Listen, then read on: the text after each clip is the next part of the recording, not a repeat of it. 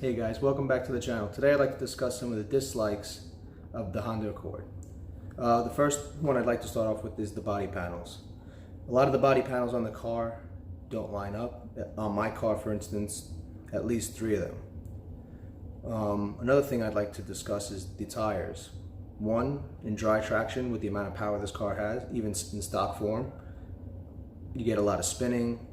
In the rain, they're terrible. The tread life isn't so great. Like, it's really just not a very good tire that they put on the vehicle. I don't know why they would even use it. I know the touring models sometimes get Michelins. I particularly have a Sport, and you know, I do not like the Goodyear tire at all. Another thing I'd like to go over would be the radio.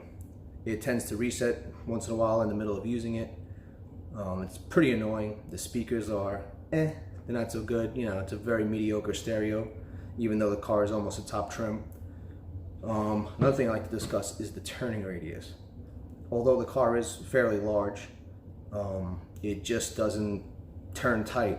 I have a full-size pickup truck that has a turning radius that's almost as good as this Honda Accord.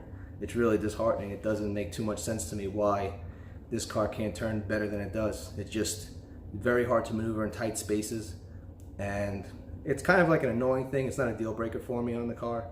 Overall, I really do like this car, but these are just some of the things that if you are considering buying the car, you know, this is actual real life stuff that you will have to deal with, and you may not like it, may not bother you as much as it does me.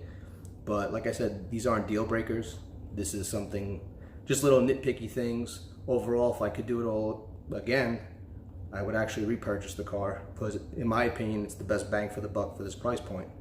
I don't see any other cars out there that are able to give you, you know, the looks, the drivability, the fuel economy, and the amount of space.